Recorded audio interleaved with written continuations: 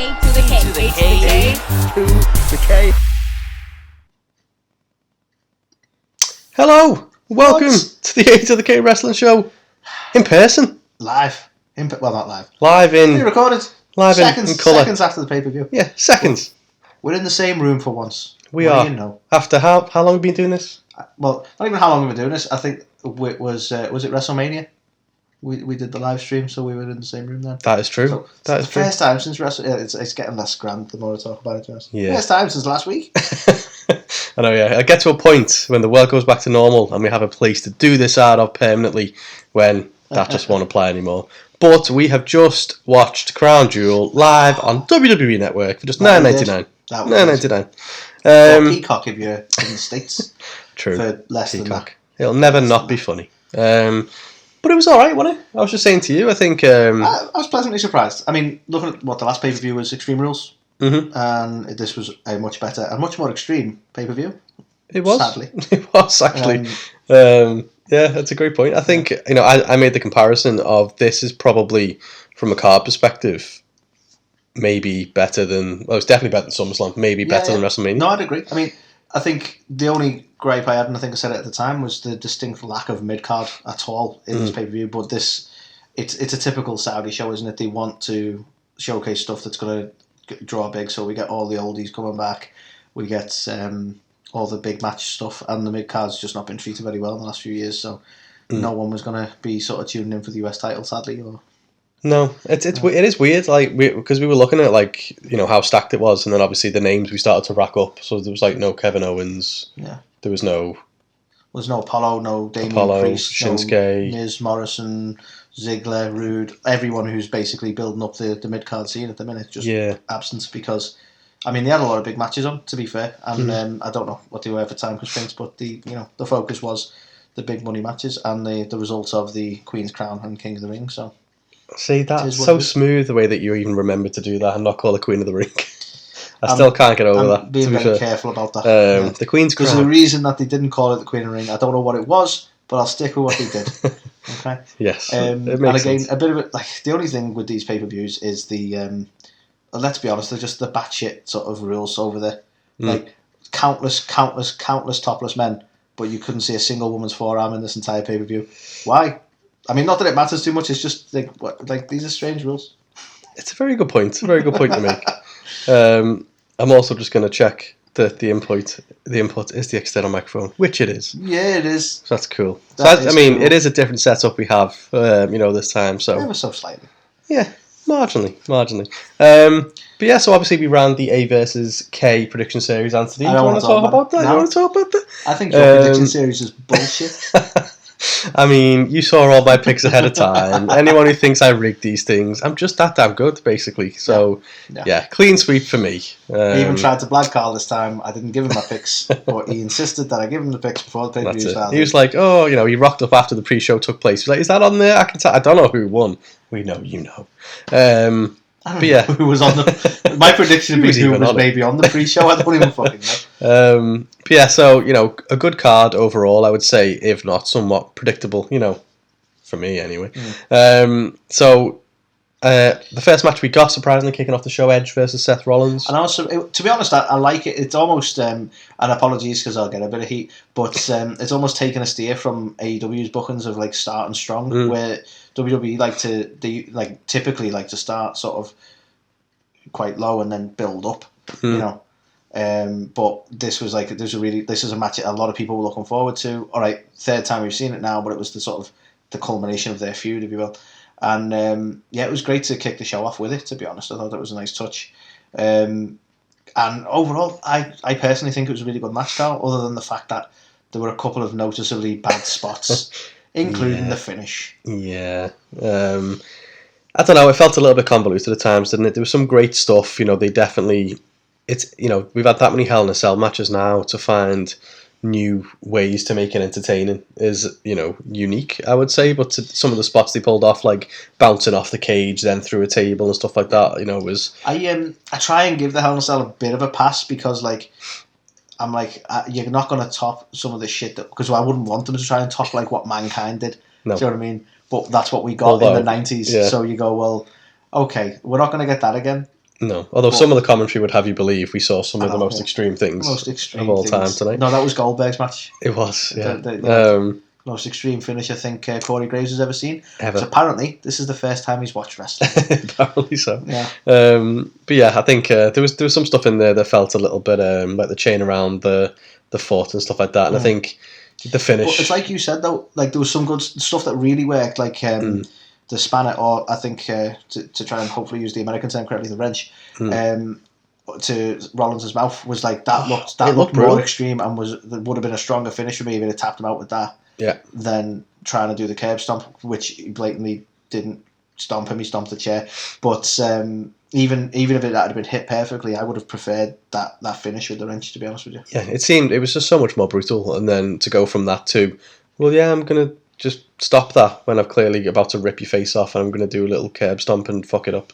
Again, not a massive gripe, but I will mention it. I think the entire pay-per-view was plagued with like, let's just watch these guys sort of take in what they've just done for about 10 minutes or so every match. After every match, it was ridiculous, wasn't it? I don't mean I love Alter Bridge as much as the next guy, but like I think we got nearly the full fucking song. Yeah, I think we joked as we were watching it. Spoilers, Edge one.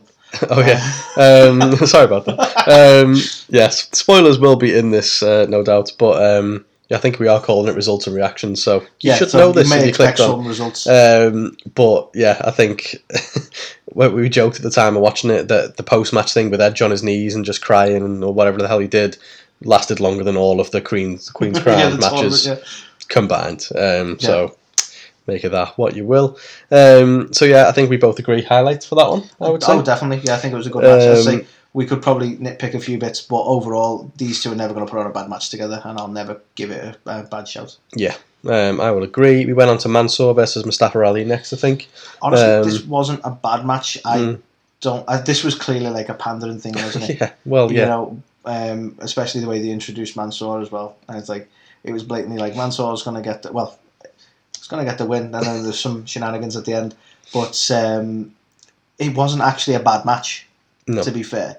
It's probably just more the way commentary were talking. It's like, at the end of the day, these guys only just fell out, and I don't think a lot of people even, like, I even said to you, we watch this every week, and I even said to you, oh, they're not friends at the minute, because I just lost track. It's very sudden, I think it's almost like it was purposely done for this event, exactly, almost. Yeah, almost. So other than that, though, these two did put on a really good match together. They're both really good in the ring. It wasn't a bad match by any means, and the only thing I will say, and I'm not going to call it a negative or a no shite, but we had, and apologies because I still can't remember his name now, but we had the silver gold medalist karate champion. Yeah, it was so coming random in at the end, and it's like the karate player, as Michael Cole But I said this to Carl, like, that might have meant more to the fans there at the time, but like, I wouldn't know who our Olympic karate champion is for this country, so like. Maybe you have to be a fan of the Olympics as a whole to be more invested in that. I don't know, but I mean, he looked badass. The Saudi fans seem to know who he was. Oh yeah, he got a big cheer when because we were saying like I better fucking know who this guy is when he takes the because he came out, didn't he, with the he had the headdress on, didn't he? And you couldn't see his face, and then he unveiled himself, and everyone was like, "Oh my god!" And we were like, "Unveiled himself." Put it away. But the only thing that slightly bugs me with and it's not just this one, but any spot like this where somebody turns up at the end and it's like, oh my god, it's this person. He rocked up and hit Ali with one roundhouse kick, and that was him out. So like Mansour couldn't put him down for the entire match, just managed to scrape the win and got the shit kicked out of him. And then this guy can put him down with one kick. Yeah, and it's like, I get what they're doing; they want the pop, but at the same time, does that not make Mansour look a bit useless? It does, and it doesn't have a good effect on Ali either because he lost initially, and then he's beating him up, and then just gets done in with a kick. I know he's a karate silver medal winner, but still. Yeah, I mean, I wouldn't fancy a kick in the head from him. I don't think anyone would. So I mean, I don't think it was a bad match by any means, and to be honest, it was probably a good one to go to after the Hell in a Cell. Yeah, in all fairness. Yeah, no, I agree. Yeah. Next, I think might have been RK Bro and AJ Nomos, possibly. I think so. So the entrance is weird. We thought Riddle was going to go and get him a scooter. I was convinced he was getting Randy a scooter. Boy, was I wrong. No, he comes back in riding a camel, much to Randy Orton's bemusement. Yeah. And I love RK Bro. I really like what they're doing, as goofy as it is at times. I just enjoy them as a team. What I'm not digging is AJ and Omos, and Omos in particular, like they're treating him like he's the Big Show, like he's billed as like 7'4", 7 foot tall, 500 pound. You know, don't get me wrong, he's a big guy, but like his moveset was like, oh, he's still on his chest. How's he able to breathe? And it's like Randy's faced the Big Show, and he's faced guys like this. Like, can we really sell Omos, who's not as heavy as being like, you know, we've had spots where like we've had these like slams where the rings broke just because of the sheer weight of these people, even though that's unrealistic in itself. And I don't know, for me, I think maybe that booking's getting a little bit old now, and that's kind of all to do with Omos. He's not really got much in ring presence other than I'm big. Yeah. No, it's a good point. To be fair, you know, at a time WWE's crying out for some top tier stars. You know, you've got the likes of AJ there, and he's been kind of floundering in a tag team with Omos. And I know they're trying to do it to potentially get Omos a bit of time in the ring and get him a bit over with the fans, which is the right thing to do. But has it run its course now? For me, yeah, probably. I think had he have started doing more in the ring, I wouldn't have a problem with it. But really, he does a couple of minutes and a couple of things, and then that's him. And it's like, while he still needs to rely that heavily on AJ doing most of the work, it doesn't work. No. So, yeah. Overall, like, the right winner. Yeah. Oh, yeah, definitely. It was fine, wasn't it? I wouldn't say it was a particular highlight or a no-shite. It was just... It was there. I don't think that, to be fair, I don't think there was anything on this show, really, that was a no-shite, which is rare for a maybe because we show. We'd had pizza and alcohol. That we were just in good mood for this one. Maybe. I don't know. But no, I don't think anything we can... Oh, actually, there was one. We'll come on to that. That was bad, to be fair. Okay. Okay. Yeah. That definitely has to be. I always will. But so after RK Bro and AJ and Omos, we moved on to Doudrop and Zelina Vega for the Queen's Crown. And I'll say it now, for this stupid prediction series, I was convinced this was them pushing Doudrop, and I was wrong. You were so wrong. Yeah, I was impressed with this, to be fair. It wasn't, you know, it got a decent amount of time, and by decent I mean more than 5 minutes. I choose to believe that they've either listened to the criticism. I can't believe this was always planned, the way they rushed through this tournament and gave them a couple of minutes each. I choose to believe they've listened to criticism and they gave them the time they deserved. And these two did put on a really good match together. Yeah, it was good. It was back and forth. You know, there was times when I think we both went, "Oh, okay, Zelina's won. Oh no, oh okay, Doudrop's won."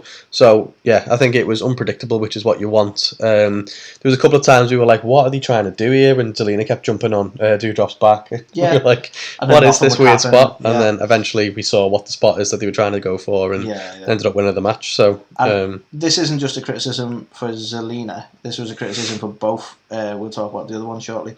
The actual crowning of the Queen and or King felt a little bit weird, a little bit disjointed. I said to you, and correct me if I'm wrong, but no one was with. They were just there. They had to crown themselves, which felt really kind of weird. So Zelina took the win. It was overall a really good match. She got to have her moment and put on the cape. No one seemed to be able to work the capes tonight, by the way. But she got to sit in the throne, put a crown on, hold the scepter, and that. But just no one actually coronated. And I feel like, correct me if I'm wrong, but I feel like that was something we used to have. Yeah, it felt like a bigger deal, didn't it? At least there was someone there, whether he was like someone who works for the company who's on screen, or whether it was just some random guy putting the stuff on. Exactly. That happened. You wonder, is that like a Mandela effect? And I've always just imagined someone was there, like, and I look back and there was never anyone there. Like, but I'm fairly confident when Stone Cold was coronated, he had. I don't think he was there putting the fucking thing on himself, was he? Exactly. I know it was Hayes who was doing the interview with him. I don't know whether he was the one who put the crown on and stuff. But like, I found that a bit weird. She was completely on a bill, like not even a quick like, how do you feel or anything like that. No one with a mic. She was just completely on a bill with the throne, which again they did the same later on with the King of the Ring. And I don't know, I just found that a little bit. And that one probably felt even weirder because you'd expect there to be people there. Yeah. I don't know. It felt like they were like, oh yeah, we're not going to linger too much on the actual crowning, so don't worry about it. No, crowning. Ugh. Strange word. So after that, I think we then moved into Goldberg and Lashley. Wasn't good. It wasn't great, was it? It wasn't great. This was probably the worst match of the night in terms of technical, not even technical ability. Like, Bobby Lashley knows what he's doing, but the pair of them seemed sort of confused and blown out very quickly. It was just a bit of a botch fest as well, wasn't it? It was very slow, as it was expected to be honest, with Goldberg. But like, I think some of it was the story as well. Goldberg wants revenge. He wants to get Bobby because he wants to revenge his son, and then barely did anything to him. Like, yeah, he ultimately got the win. Spoilers, but even that, like, there was a weird spot that me and Carl were laughing at, like, just loads. Like, there was a few weird spots and a few stupid spots. Lashley clearly signposted where the rigged part of the barrier was so that Goldberg wouldn't push him through the wrong fucking literally one. give it a massive shake. I was like, this one. Like, blatantly. But the weirdest one for us was the 5 minutes that Goldberg took taking his gloves off. Who knew? I think I said, who knew, when this match was announced that Goldberg's gloves would be the one that went over. I know. Literally fucking destroyed him. It was embarrassing. That's the thing. Goldberg may have won against Lashley, but he lost against those gloves. But the weirdest thing for us wasn't even that he struggled to take his gloves off. These kind of botches happen, but it was the fact that he did not have any reason to take his gloves off. We thought, this is the spot he's going to take his gloves off and he's going to go bare knuckles and he's really want to get revenge on Lashley. And he took his gloves off and then I think dragged him outside of the ring. Yeah, he threw him out the ring. He then fell out of the ring himself and got stuck for a little bit, and then that's when the spear through the thing happened. Yeah, and then he picked up the seal. Like, literally didn't throw a single punch. So it was like, what was that all about? Like, we got all the way up the ramp. He basically knocked him off the ramp into some very carefully placed tables with padding. And then that was the match done. And it's like, so why did you take your gloves off? Why did we spend so much time with you trying to take your gloves off? Yeah. And it sounds like such a minor thing to worry about, but honestly, there was way too much time for us to notice that he was struggling. I know. But all in all, I don't think, like, he done this slam through the table to get the victory, because it was false count anywhere, as it turns out. And then again, you expect, he's angry. This guy's attacked his son. He's gonna lay into him. No, that was it. He's happy now. He's got the win. So that's that. I mean, he said it enough to the camera. Like, don't, this is what happens when you come after my family, whatever. It's like, what is?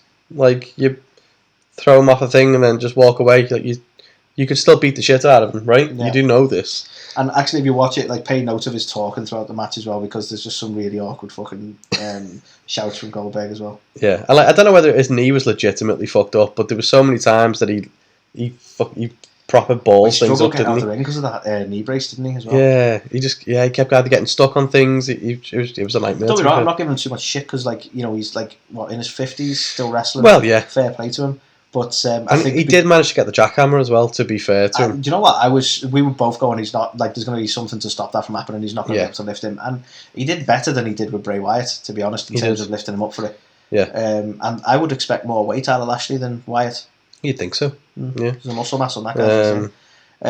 But, it was just, I think mostly because of the way they built it up, as like, this is a grudge match, and it really wasn't. No. And again, this was the shout where, what's his name on the commentary? Corey was saying, like, this is the most extreme finish, or extreme... if you say so, Corey. And I was like, really, Corey?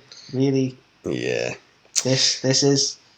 Yeah. I think to your point, it happens so much now when stuff happens off the stage or off the ramp onto this well-placed crash pad, effectively.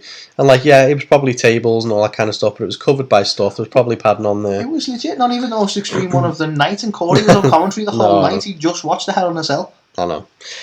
Like, yeah. What are you talking about? You've got to try and big it up, I suppose, but no, he was way off the mark. Yeah, fatty. So, yeah, not the best match, unfortunately, from them, but, yeah, fair play. There were some bright sparks in what was a pretty dull match.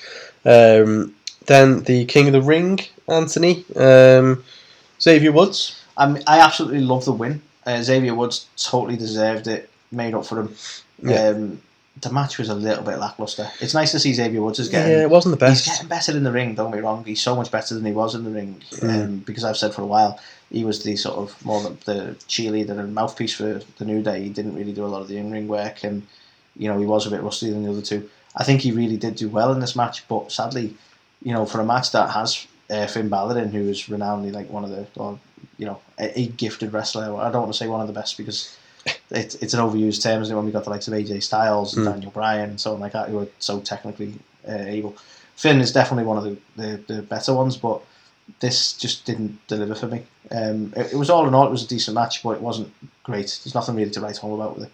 No, I think as well, this was where the crowd felt the most flat. It was pretty much silent. Now, I don't know whether it was because, I think I joked at the time, is after every single match to this point, there was like 10 minutes of them sat in the ring while like fireworks went off, or you know, whatever pyro or crazy things were happening. Maybe they were just a bit, you know, you made a tired point though by during because the match before this was the Goldberg one, and he spent a lot of time after the match walking around saying that you don't mess with his family and having his music played, and he got a good amount of time. But to the point that you even said, I think Lashley's actually got up and gone back sooner than Goldberg. Yeah. So, like you say, there was just that. Maybe they were a little bit fatigued at this point, you know. Yeah, I think they just went into it, which I get why. I mean, I'm made up for Xavier Woods. You know, he said ages ago, didn't he, that was one of his goals, one of the things he wanted to do. That's the thing. He's a definitely like he's a huge. He has been a huge wrestling fan, and this was like one of his bucket list things, I suppose, being a wrestler. So I think, you know, for him to tick that off that list, and, you know, it's unlikely he's ever going to be a, you know, maybe a US, but he's not going to be like an Intercontinental Champion or a World Champion by any stretch. But to have a career that's consisted of multiple tag team title reigns and then a King of the Ring is a pretty stellar career. Solid, yeah, solid. And I'd be interested to see what he does, because he seemed to be leading already straight away. Again, we went to that coronation, he had to crown himself, but he leaned into it straight away, didn't he? You know, what is it? Like, I'm in charge now, and it was demanded to the camera that they focus on him and let him say what he's got to say and stuff. So, are they going to lean into a King gimmick? I kind of hope not. You know, it's a little bit overdone, but be interested to see if he gets any momentum coming out of this, because he deserves a push. Yeah, that's the most important thing from this. I'd love it if it was just they didn't drop it, and like, you know, they kept saying like, oh yeah, the King of the Ring winner, but why does he have to become a king and be like treating people like his royal subjects? Like, that's just silly. Yeah, just let him be the King of the Ring because he won the tournament, but that's it. Let him, you know, be himself. Exactly. But yeah, so it made up for him. The match itself wasn't amazing. The next match was amazing, I think. Big E and Drew McIntyre. Yes, well, I think we can agree on the one gripe we had with this match. But the pair of them put on a really fucking good match together. Oh yeah, I think the fans were massively into it. It was nice to see Drew getting cheered by the fans. He was proper over. Because we both have said previously on this podcast, it's such a shame that he sort of lost the admiration of the fans right around the time the fans came back. Yeah. So he's never actually been like, you know, in front of a crowd where they've been like cheering for him, which he should have had that moment really. Yeah, at WrestleMania and so on like that, and he's not been able to, because understandably, like, maybe the title run would have been way too long had they have waited, but he was the champion during the pandemic, and for most of the pandemic, so he just didn't have the crowd behind him. No. So it was great to see that. It really was, and I think this is the point we were getting, that this is awesome chance. Yeah. Although it felt like they were giving that away a bit easy, to be honest, sometimes. Yeah, it was just such a contrast compared to the last match where it was pretty much dead, for them to just be so into this one. And I think, to be fair to the pair of them, everyone knows I'm not a huge Big E fan. I say that, I don't mean it in that sense. Like, I'm a big fan of Big E. I just don't think he's a world. Well, this is the thing. Champ. He's an awesome guy, and I'm actually made up that he's having this run. But I think both of us can agree that he doesn't. There's something about his character that doesn't feel. Something's missing. He just doesn't feel ready. Exactly, and it's something he might be able to earn during his title run. But right now, it just feels like they've randomly picked him from the New Day and gone, you can have the belt. Yeah. Like, it doesn't feel like anything's really fleshed out or changed for him to have deserved that run. No. But I think the match they put on was quality. If he but kept there was having matches like this, he would prove his worth. He would win us over, I think. But there was a point in this match which I think irked the both of us, didn't it? I think this is one of them where this might be debated a little bit, because this is something we didn't like, but something that, like, I could almost see why they did it, and some people might defend this choice. And this was the fact that Drew hit a very savage Claymore, and we thought, that's it, this is done. Yeah. Because they protected the Claymore so much up to now, and it wasn't done. He kicked out, and I think both of us were in a bit of shock at that. Yeah. And then we got this sort of screwy finish where he got out of the big ending to then run into another one almost immediately. Yeah. To take the finish. I mean, that in itself was annoying, because why would Drew try and hit his finish, you know what I mean, in the first place? For him then, because he just ended up looking silly. He'd hit a Claymore that was kicked out of. All he had to do was hit another one, but then he tries to hit him with his own finish, and then that gets reversed into some tilt-a-whirl thing. Yeah, that's the thing. It went into some weird, like, he's now going for the big ending. Yeah. But honestly, like, I can see why they might have booked it where he did kick out of the Claymore, because that would have been a shock factor for everyone, because we were both adamant it was done at that point. I personally didn't like that, I would have we've both been quite vocal about finishes and how, you know, it's a case of these days just hit your finisher, kick out, hit your finish, kick out, because they want that shock factor of, oh my god, he's kicked out of a finisher. Yeah. In all fairness, this is one time where I was surprised he kicked out of a finisher, but does it start to weaken the Claymore? The worry for me, and this is a very controversial worry probably, are finishes now less effective than a roll-up? Well, yeah, because the amount of matches you see people win with a roll-up, and then the amount of people who hit a finish and it gets kicked out of. What we should do is ask Brian Danielson or Mr. Small Package himself and see what he thinks. It's not a name you want to give yourself as a wrestler, that is it? Mr. Small Package. So good match. The finish, I think, was as we expected, so there's no massive surprise honestly, there. But I think kind of the right finish. Yeah, like, I think because we really like Drew and we want Drew to have another title run. But if he'd done it on the back of Big E so quickly, the fans would have been so annoyed. And Big E wouldn't have had a fair shot. So no, and the thing is as well, Drew's going to SmackDown, so I think we knew ahead of this that he wasn't going to win the title and have two champs on SmackDown. Yeah, I thought you knew a lot of things ahead of this too. So yeah, I think the right results, good match. Totally. We need to do a better job of protecting finishes, I think. Totally. The next match was the triple threat. Didn't like it. Yeah, I wasn't blown away, to be fair. There was a lot of... He tried to make it into a bit of a spot fest, but not a good one. Yeah, for starters, I called it wrong. Because I was adamant that there's no way that Sasha's not going to win this because she's the only one in there who's on SmackDown. But as you rightly said, Charlotte's going to SmackDown, so it really doesn't matter. Yeah. What does bug me is the sheer amount of times that they used Bianca's hair as a thing, as a prop. I'm like, I get it, she's got long hair, can we have a match where that's not a big thing? There was like nonsensical things that happened as well, like Becky trying to pin two people at once multiple times in that match, or, you know, Bianca had a really easy thing in front of her, but then going to do some weird springboard backflip. Well, to be honest, like, and I get that you'd want to break it up, right? But the fact that Sasha Banks had the crippler crossface, what's it called when Sasha does it? Bank statement? The bank statement on Becky. And rather than just running up and breaking it up as you would to get the quickest result, she decided to do that backflip off the ropes. I'd love it if they just booked it. What if she'd have tapped by? I know. I'd love it if they booked it that way. It was just like, what are you doing? Yeah, just little things like that. Like from our point of view, you go, well, you know, it's scripted. Yeah, I get that, but it could still feel a bit more realistic than that. And I don't know, it just didn't make sense. Some of the stuff they were doing. No. But yeah, so, you know, screwy finish. Becky holding the ropes. I didn't expect it to lose. So honestly, though, like, again, I know most people won't care, and some people absolutely love Becky. I don't like the character that she is right now, and I don't like the fact that she's got the rock bottom. And I even like it even less now. You pointed out to me what it was called. What was it called again? Oh, the manhandle plex. The manhandle slam, wasn't it? Manhandle slam, yeah. And it, like, why have they called it that when it's a rock bottom? When it feels like it should have been an alternate name for some sort of pump handle slam. Yeah. Yeah. So it's like I don't know. Just that in itself is like, what, you fucking named it wrong and everything. I know. But I don't like the fact she's now adopted the rock bottom. To be honest with you, I preferred. Yeah, I mean. Well, to be honest, I know sort of for me, her main finish is disarmor, and she still does it. But I don't think she needed to add this rock bottom to her repertoire. No, I think the man gimmick that she had was much better than obviously this big time Banks. No, big time Bex. So whatever she is. Big time Bex thing that she's got going for her at the minute. So yeah, it's one of them. Let's see what happens when she moves onto the other side. But yeah, it was okay. It wasn't bad. But I'd hoped for better, unfortunately.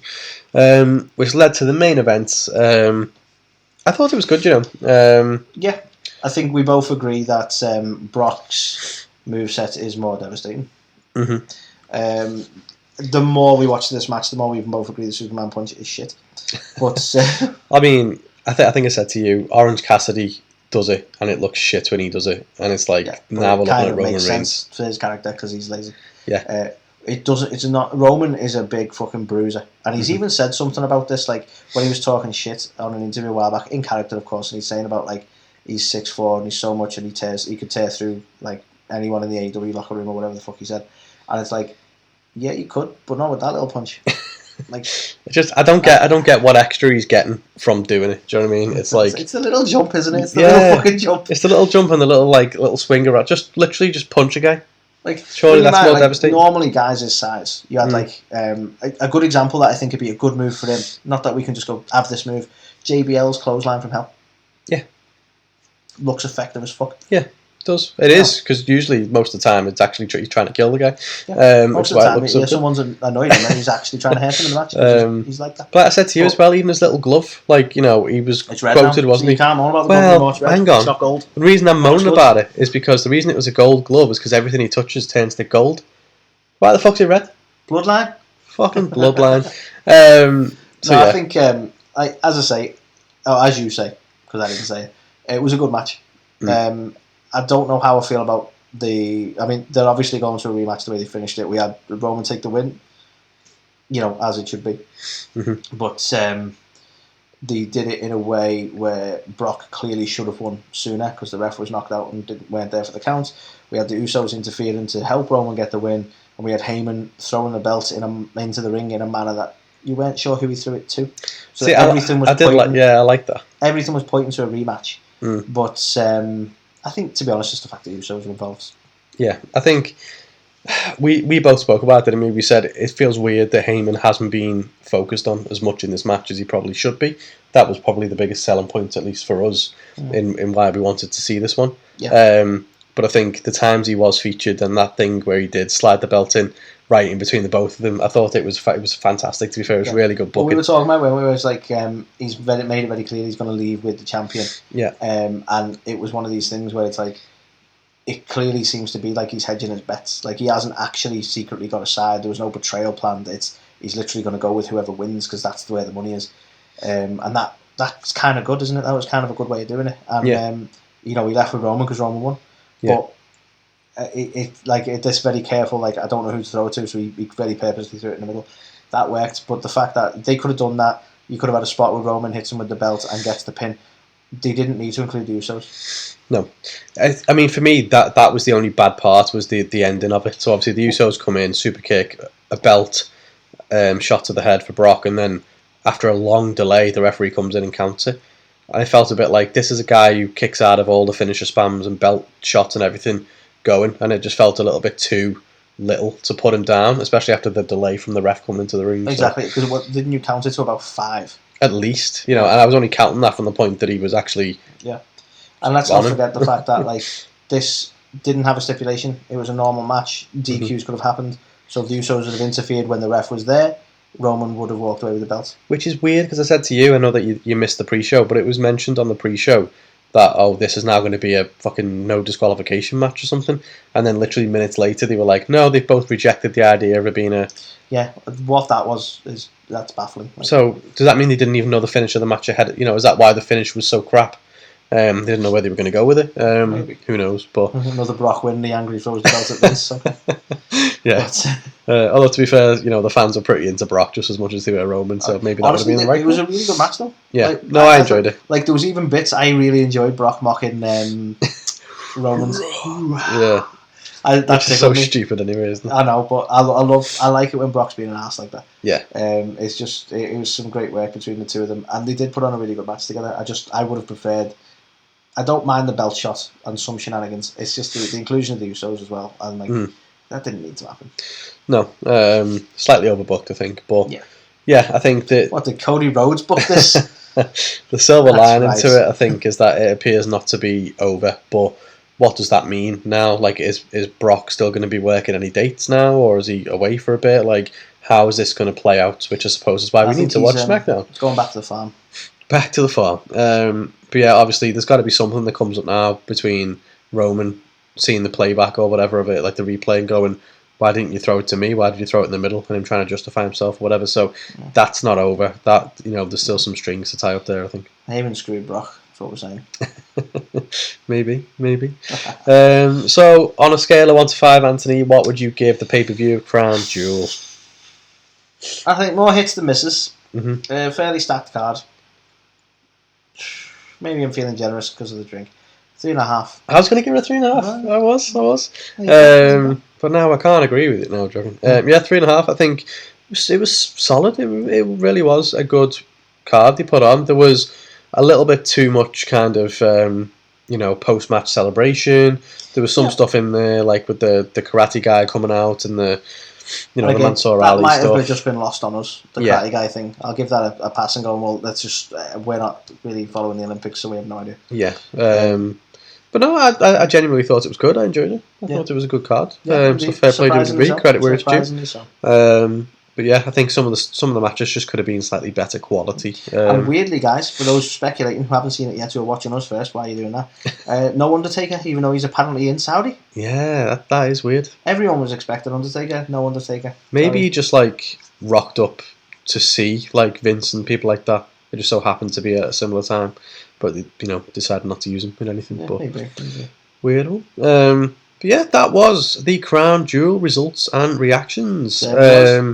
And yeah, even though we're massively late with the rest of the segments this week, this is pretty much on the nose. This will come up literally in minutes after the hours. Who knows? Probably hours. No one knows. But it'll be up pretty shortly after Crown Jewel, which is a big improvement for us. Just a shame about the other two segments, but you can join us for them other two segments after some lovely words from who should we do? Whose voice should we do? Who's going to play us out? Thunder, Griff, Georgia. Let's go Georgia. So we'll be back talking about what happened this week in wrestling after the lovely Georgia Smith. Hey guys, it's Georgia Smith here, and you've heard me on A2theK. These guys are awesome. Check it out. A2theK.